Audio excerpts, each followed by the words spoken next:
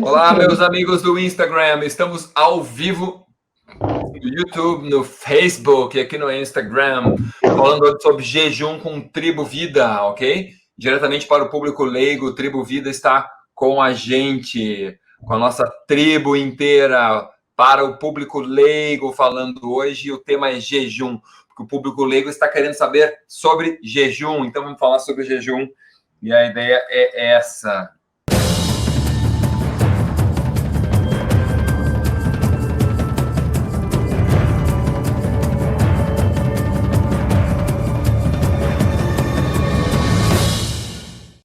Então, vou chamar aqui a Giza. Aí sim!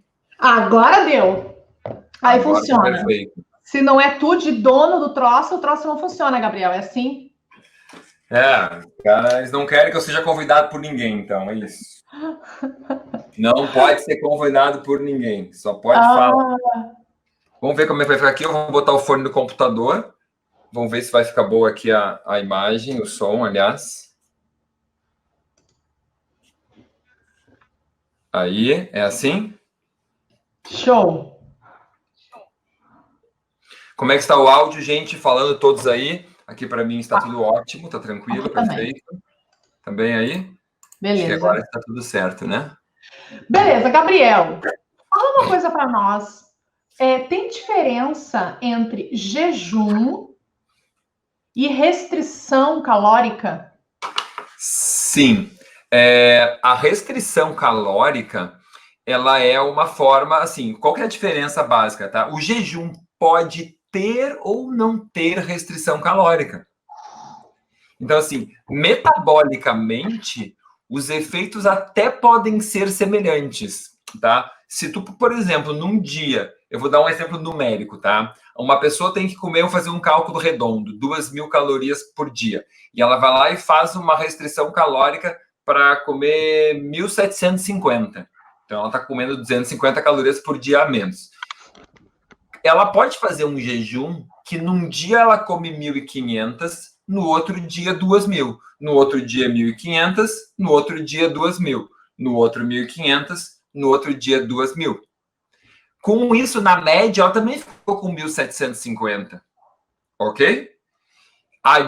Então, isso é o tu pode ter esse paralelo. Os dois tu consegue ter uma restrição calórica, tu pode ter, só que no jejum tu não precisa fazer igual todos os dias. E com isso tu pode até ter uma aderência melhor do paciente, porque ele, naquele dia eu restringo mais, que eu consigo, no outro eu como normal, digamos assim. No outro eu restringo mais, no outro eu como normal. Normal, digamos, em termos de quantidade. Então, o que os estudos têm mostrado que o jejum intermitente, ou seja, restrição energética intermitente, pode ser uma alternativa de longo prazo para ajudar as pessoas na manutenção de peso. Tá? Então, essa pode ser uma forma de se usar o jejum na prática do nutricionista para controle de peso e que assemelha as duas estratégias. Certo. Tá, então o jejum, ele ajuda realmente no emagrecimento. Se tu quiseres, por exemplo, eu pratico jejum e não me faz emagrecer. Por quê? Porque eu faço jejum intermitente sem restrição calórica. O que eu faço? Eu compenso as calorias. Se num dia eu como, digamos que eu preciso de 2.000. Se num dia eu como 1.500, no outro eu tenho que comer 2.500 para ficar na minha média de 2.000 calorias. Então, na verdade, é ao gosto do freguês. É ao gosto do freguês. A pessoa escolhe o que ela quer. O profissional escolhe como que ele quer fazer para aquele indivíduo. Então, por exemplo, eu faço treino até para aumento de massa magra. Então, eu preciso ter sobra de calorias. Mas eu posso fazer jejum? Eu posso fazer jejum, eu posso fazer eu posso fazer jejum, mas de preferência não no dia que eu treino, no outro dia. Entendeu? Assim que funciona. Então, deixa eu fazer uma pergunta que não quer calar. Se o seu Gabriel de Carvalho é o cara magro, que todo mundo tem inveja dessa magreza toda, por que é que o Gabriel faz jejum? Então, Eu faço jejum por vários motivos, tá? O principal deles é que eu quero tornar as minhas células mais saudáveis. Como assim, Gabriel? Quando eu faço esse comer mais e comer menos, eu tiro as células da minha zona de conforto. Eu vou fazer com que elas enfrentem uma adversidade. E essa pequena diversidade que eu coloco para elas, que é o comer menos, é uma adversidade a qual o meu corpo foi exposto ao longo de milhares de anos. Ou seja, existe um mecanismo de evolução ao qual o corpo se adaptou à falta de energia. Não é um estresse novo, como, sei lá, uma substância tóxica, um poluente que criaram ontem, uma dioxina, entendeu? É um estresse metabólico ao qual o corpo foi se adaptando ao longo de milhões de anos. E ele gerou mecanismos de proteção muito interessantes, que estão associados a uma célula que funciona melhor. Eu poderia dizer também de forma diferente. Como ao longo de milhões de anos isso foi o normal para o ser humano, comer mais e menos, porque não tinha armário, não tinha despensa nem geladeira, hoje o que nós fazemos de comer igual todos os dias não é normal e é um estresse para o meu corpo. Isso é o pensamento ao contrário. Não esqueçam que em biologia nada faz sentido a não ser a luz da evolução. Então a gente tem que ter isso claro na hora que a gente toma decisões, que a gente faz escolhas. Quer que eu repita essa frase? Em biologia, nada faz sentido a não ser a luz da evolução. Então, quando eu como todos os dias igual a mesma coisa, eu estou estressando o meu organismo. E quando eu posso pensar assim, e quando eu paro e como de forma alternada, eu estou usando os mecanismos que foram conservados ao longo da evolução de fazer o sistema antioxidante funcionar direito, o sistema imunológico funcionar direito, as rotas metabólicas dentro da célula que queimam proteína, carboidrato, gordura funcionarem direito, os sistemas de limpeza das minhas células funcionarem de forma adequada. Esse sistema de limpeza a gente chama autofagia, funciona melhor também. Então, tudo isso é forma de ajustar, é um tuning metabólico, um ajuste metabólico fino, do qual o jejum faz parte, de um hábito de vida saudável. Tá, mas peraí. Me deu uma bugada. E aí, como que é? Eu aprendi na faculdade, tá? Nada contra as faculdades, Deus o livre. Não é nada disso, tá? Mas é o que a gente aprende. Que se eu ficar um tempo sem comer, o meu metabolismo vai ficar lento. E aí eu vou engordar. Então é por isso que é importante comer de 3 em 3 horas. E agora, Gabriel? Como é que você vai fazer com isso? Tá. Não existem estudos científicos que corroborem a afirmação de que comer de 3 em 3 horas acelere o metabolismo, ou de 2 em 2 horas.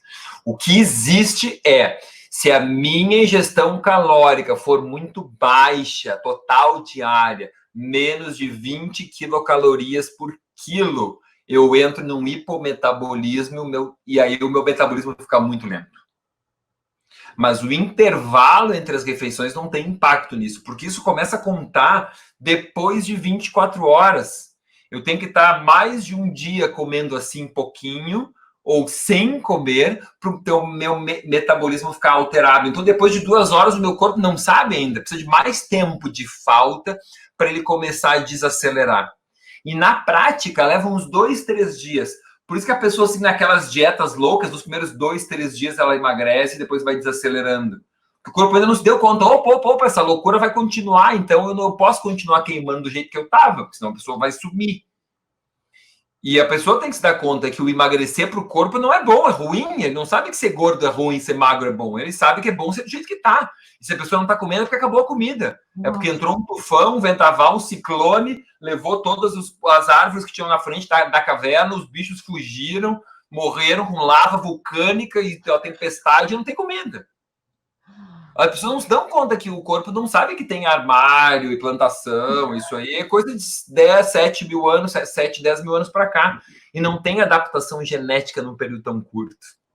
Então a brincadeira é muito longa. As adaptações genéticas levam em média 50 mil anos para acontecer. Então é uma coisa profunda mesmo. Sim, é profundo. Agora tu faz eu lembrar das mitocôndrias mimadas, tu falando isso, né? Tu te lembra uma vez que tu entrou no meu carro, eu te peguei no aeroporto, que a gente queria se reunir, a gente não tava conseguindo. Eu pensei, cara, eu te pego no aeroporto, a gente conversa na tua casa e a gente conversa nesse meio do caminho. E tinha cheio de gasolina no meu carro. Aham, me lembrei. Cheio de gasolina. Tu entrou, olha as mitocôndrias. Sempre quando tu fala em mitocôndrias mimadas, eu lembro dessa cena.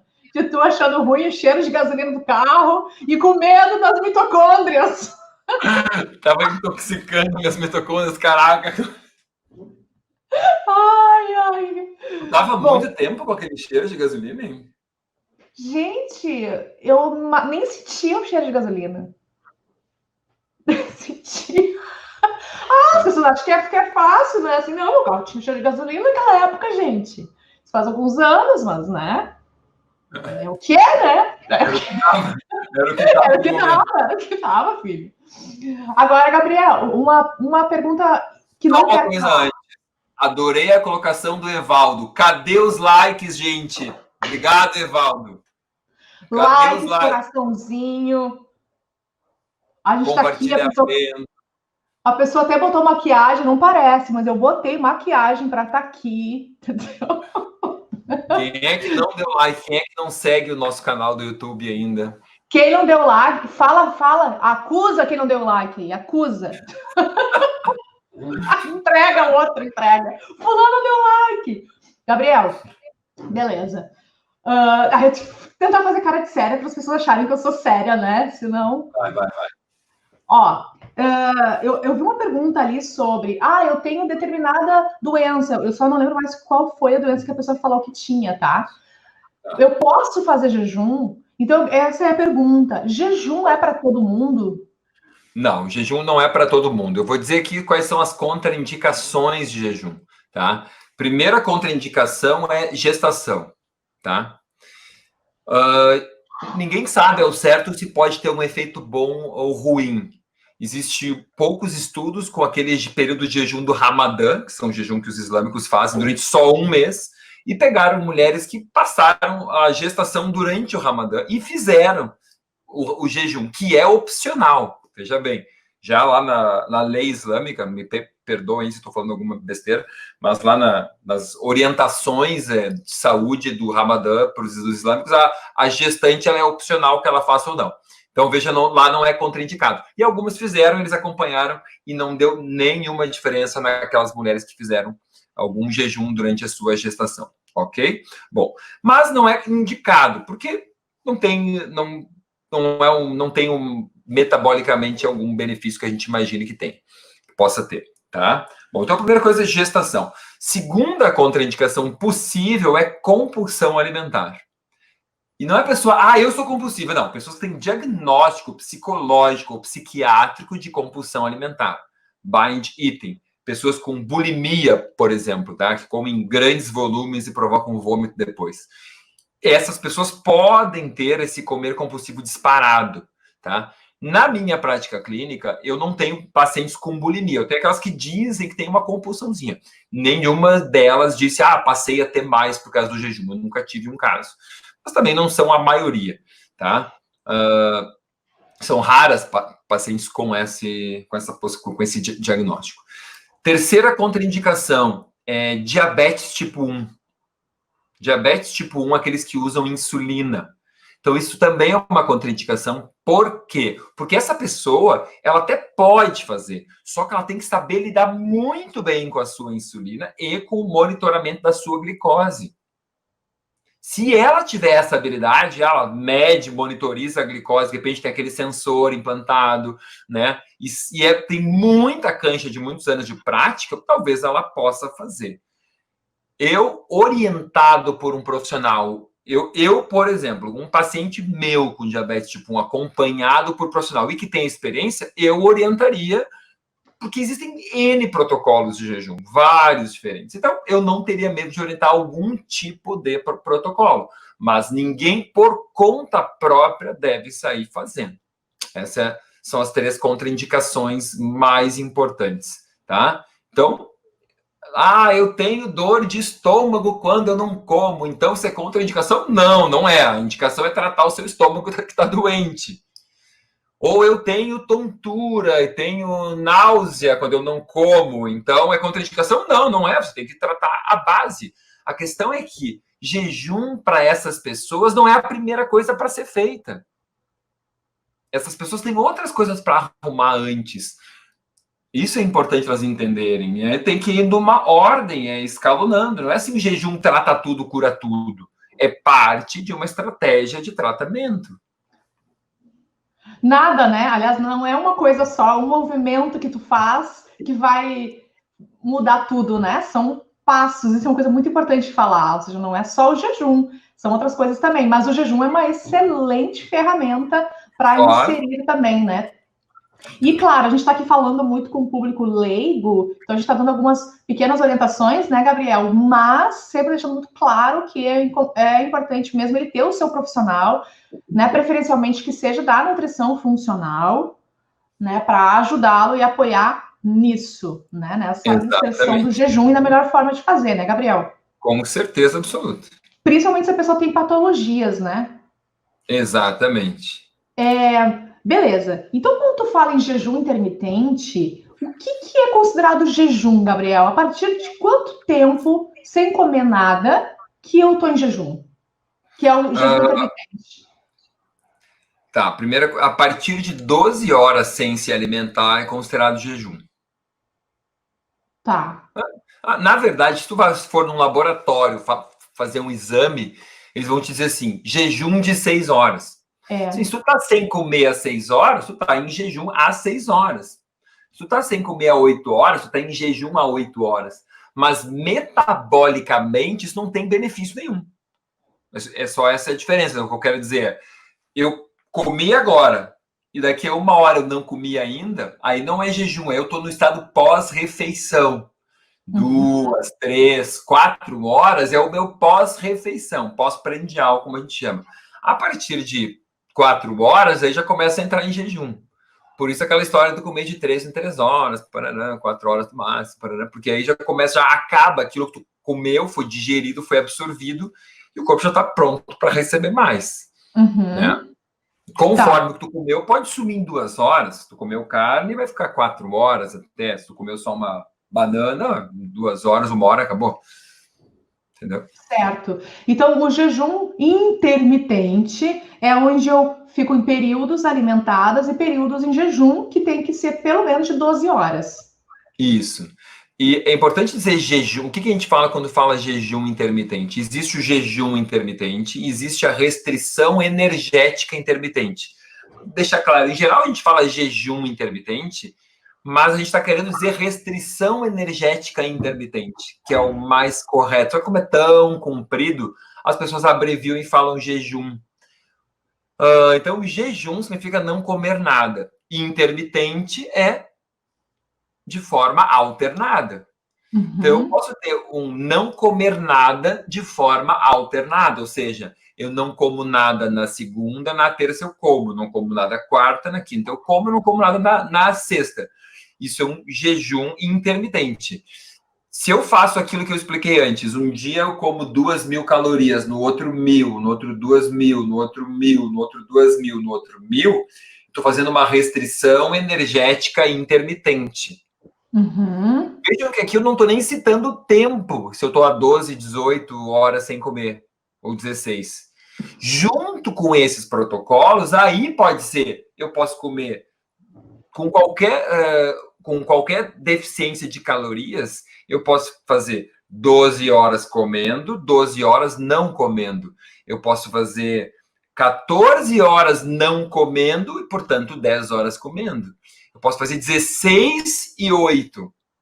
E aí são diferentes estratégias com diferentes quantidades de calorias que eu posso aumentar ou diminuir. Só para as pessoas entenderem que não existe uma forma e não existe a melhor forma. Essa é uma pergunta, mas qual o melhor? A melhor forma é aquela que o teu corpo não está acostumado. Esse é o segredo do negócio. Cada vez que o teu corpo se acostuma e fica fácil, tem que trocar de novo. Perfeito. Porque o sentido todo é esse, é não deixar o corpo se adaptar e tirar o corpo da zona de conforto. Então, e as pessoas, o mais incrível é que tem alguns sites, alguns blogs e alguns instas, e eu vi esses dias um post que dizia assim, eu não me lembro direito como é que era, mas era uma coisa em inglês que dizia assim, 14 horas de jejum, iniciante, 16 horas, melhor, 18 horas, uau! Parabéns, 20 horas, guerreiro, warrior, estava assim, sabe? Esse cara parece que é quanto mais melhor, sabe? E não é assim, quanto mais melhor. Essa é uma ideia falsa, tipo assim, quanto mais difícil, mais punk eu sou, sabe? E isso é uma ideia falsa, é uma ideia de querer criar uma escala de grandeza. Quanto mais tu suporta a dificuldade, pior tu é o cara mais mal que tem, mais difícil, entendeu? Mais benefício pro teu corpo. E não é assim. Porque uma vez que tu tiver... É bom quando não tá adaptado. Mas na hora que tu te acostumar, não tá bom mais. Então, claro que é muito mais difícil eu me acostumar com 20 horas. É muito mais difícil eu me acostumar a ficar todos os dias sem comer 20 horas. Mas, eventualmente, dali a 3, 4 meses, tu vai estar adaptado àquilo. E aí tu tem que mudar de novo. Uhum. Porque, em geral, a cada 3 meses tem que mudar as estratégias. Ou, como eu faço, e eu mudo sempre. Mas é óbvio, eu domino o tema, porque eu estudei isso profundamente. Claro. Então, não tem uma forma que eu faço. Eu vou mudando a forma sempre. Certo. E Gabriel, essa pessoa, então, ela começa a fazer esse jejum, tá? O que é importante depois na hora de quebrar o jejum? O que é importante ela levar em consideração? O que eu acho mais... Quando tu quebra o jejum, tu pode quebrar o jejum... Bom, água e chás e café são liberados sempre. Eu, em geral, uso água. Sem açúcar, né? Ou adoçante. Sim, sem açúcar nem adoçante. Então, em geral, eu uso água, chás e cafés, tá? Água ou chás, desculpa, café eu não uso. Então, essa é a primeira coisa.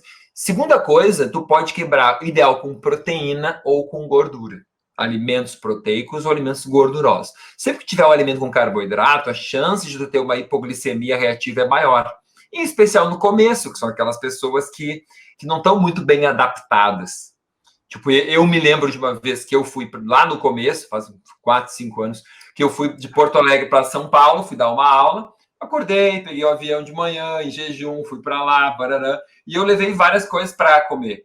E eu sempre levo várias, porque eu vou ficar comendo o que tem no avião, eu ia fazer jejum. Eu me lembro que eu estava no Uber indo pro hotel, e eu tinha levado, acho que uns biscoitos de polvilho, se não me engano. Aqueles que parecem de vento, assim, sabe? E eu comia aquilo. E eu comi uns 3, e eu sempre fiz testes, né? São todos testes, né, que eu tava fazendo. E eu comi aquilo e começou a me dar sintomas de hipoglicemia, me deu um calorão, assim, e uma tontura, e subiu, e uma náusea, e aí deu um suor, assim, eu dei uma hipoglicemia na hora, e logo subiu, mas foi coisa de 5 minutos, no máximo. Então, deu aquela baixa e logo, acho que nem levou 5 minutos, e logo subiu e normalizou. Porque eu estava fazendo experimentos, então, tu quebrar com um carboidrato de alto índice glicêmico é uma péssima estratégia, a não ser que tu queira realmente cutucar o teu corpo. Mas, em geral, tu pode quebrar com castanhas, com amêndoas, com nozes, com abacate, com coco, com proteína, até com um queijo, com ovos. Tu pode quebrar com carne, com frango, com salada, com legumes, com cenoura, beterraba, brócolis, enfim. Então, o que não dá para quebrar, tipo, com arroz branco, com pão branco, com essas coisas assim. Tá, mas a pessoa pode quebrar, tipo, no almoço, então. Ela pode comer primeiro o prato de salada dela e depois comer sua refeição normal, né? Perfeito, perfeito. Pode quebrar no almoço com a sua refeição normal. Porque daí é um bom... Né, o tempo do jejum. Claro, Depende tudo do tempo e da estratégia. Certo, tá. E as pessoas podem treinar em jejum? Ou elas passam mal, não é recomendado? Como que é isso? Ótimo. Pode treinar em jejum, tem que só ir se adaptando regularmente. As pessoas que não estão acostumadas têm que fazer uma pequena adaptação. E a primeira adaptação para quem quer treinar em jejum é a pessoa tentar fazer no mínimo 12 horas alimentado e 12 não alimentado. Assim que eu começo com os meus pacientes. A primeira coisa é a pessoa olhar, pô, pelo menos tem que, das 24 horas por dia, tem que ser 12 por 12. O ideal que todas as pessoas podem fazer todos os dias é 13 por 11, é ter uma média de 13 horas por dia não alimentado, 11 horas alimentado. Isso é o mínimo para as pessoas fazerem todos os dias. Aí, elas vão, em cima desse 13 horas de jejum todos os dias, pode num dia fazer 15, no outro 13, no outro 16, no outro vai 13, no outro 18, no outro 13.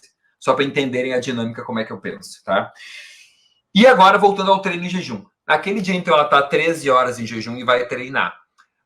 Mas meu treino é muito forte. Em geral, uma coisa muito gástrica, tá? Porque a energia que o teu músculo usa não é a energia da refeição que tu fez naquela hora.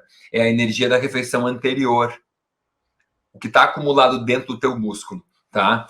E o teu cérebro vive otimamente bem com corpos cetônicos. Ele adora corpos cetônicos. Só que se as tuas mitocôndrias estão ruins, ele não produz, elas não vão estar aptas a queimarem corpos cetônicos de uma forma ótima, que é o que se chama de baixa flexibilidade metabólica. Então, qual é a solução? É treinar em jejum, comendo alimentos ricos em gordura. Então, tu vai, antes do teu treino, comer algo que só tem gordura. Eu adoro, por exemplo, abacate. Ou tu pode pegar um café, um chá e colocar azeite, manteiga, ou ghee, ou óleo de coco. E aí tu vai estar dando só gordura. Vai passar aquela sensação de fome, tu vai estar com o teu pezinho no estômago, vai te deixar bem feliz no início. Só que metabolicamente é como se tu estivesse em jejum, porque tu vai obrigar o teu corpo a queimar aquilo ali e ele vai te fazer o quê? Corpos cetônicos. O que eu faço? Acho que muitas pessoas podem fazer assim. O que eu... eu como uma colher de sopa de azeite de oliva. Ah, perfeito. E só isso. E de boa, assim, né? E aí me ajuda no treino. Agora, o engraçado comigo é que, como eu já acostumei a treinar em jejum, quando eu vou treinar alimentada, parece que meu treino não rende tanto. Aí é aquela coisa que tu fala do costume. Custa, né? Muito mais, com certeza.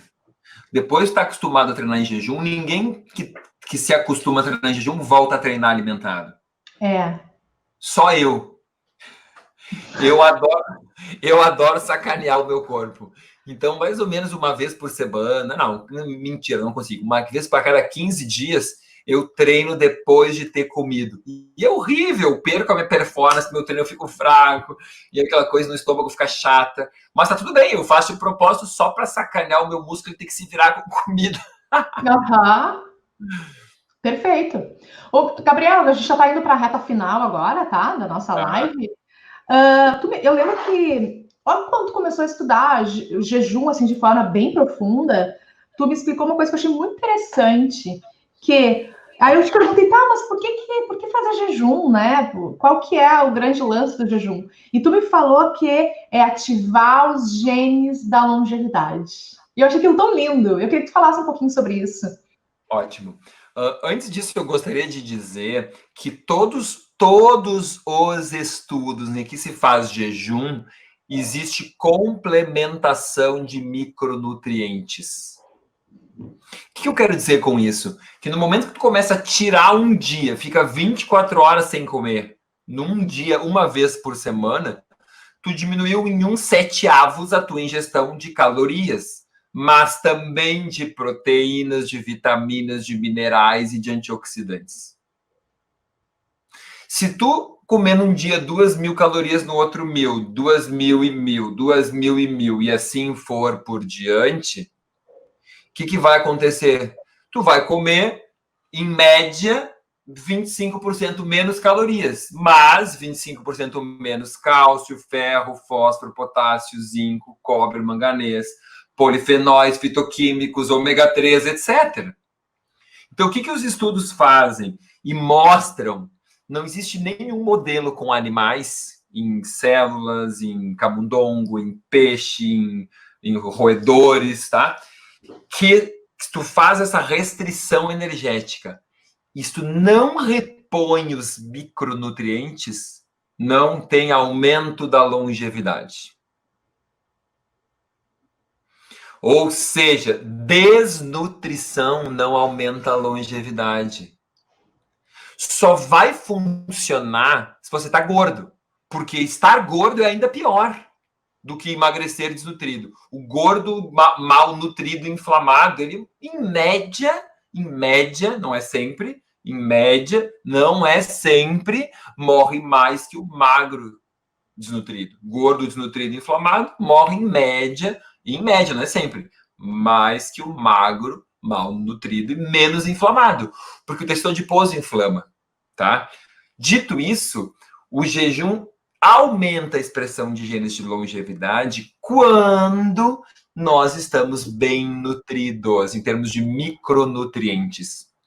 Porque a gente tem que precisar de zinco, de cobre, de manganês, de selênio, de ferro, para aumentar a expressão desses genes de longevidade, que protegem o nosso DNA, que regeneram o nosso DNA, que aumentam a detoxificação de poluentes ou a desintoxicação de poluentes, ok?